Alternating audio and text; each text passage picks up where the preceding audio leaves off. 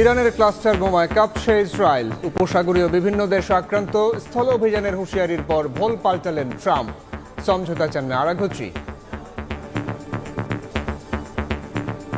The United States military, together with the wonderful Israeli partners, continues to totally demolish the enemy far ahead of schedule. We don't see any reason why we should negotiate with the US. মধ্যপ্রাচ্যের সংঘাতে জ্বালানি নিয়ে বাড়ছে দুশ্চিন্তা। দাম বৃদ্ধির শঙ্কায় আগেভাগে মজুদের প্রবণতা, ফিলিং স্টেশনে ভিড়।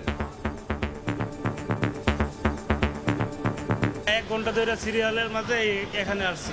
কারো দেখা যাচ্ছে 100 টাকা তেল লাগবে, সে 1000 টাকা তেল নিয়ে যাচ্ছে, এরকম সংকট আছে, কিন্তু অতটাও সংকট নাই যতটা দেখাচ্ছে। আমি এখন 500 জায়গায় 1000 টাকা নেব। এটা তেলের দাম বাড়ানোর জন্য এই পরিস্থিতি। নেগোসিয়েশন করে প্রাইস ফিক্সড করা আছে জুন পর্যন্ত।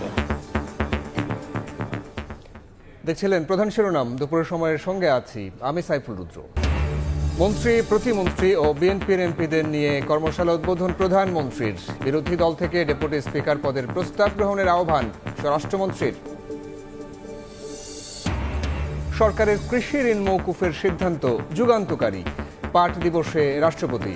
পাট বীজে স্বয়ংসম্পূর্ণ হতে মধ্যস্বত্বভোগীদের দৌরাত্ম্য ঠেকানোর ঘোষণা মন্ত্রীর। এবার রাজধানীর কামারপাড়ায় বাসায় ভয়াবহ বিস্ফোরণ, অন্তঃসত্ত্বা নারীসহ দগ্ধ 10। বার্ন ইনস্টিটিউটে ভর্তি, আশঙ্কাজনক 7। গ্যাস লাইন না থাকার দাবি মালিকের। প্রেস ইনস্টিটিউটের সভা সেমিনারের নামে অর্থ আত্মসাতের অভিযোগ। সাংবাদিকদের নামে ভুয়া ভাউচার, সই জালিয়াতি, ষড়যন্ত্র বলছেন মহাপরিচালক ফারুক ওয়াসিফ।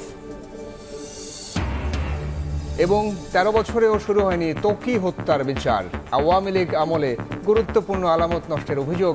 পরিবারের ক্ষোভ, এখনও বিচার পাওয়ার অপেক্ষা।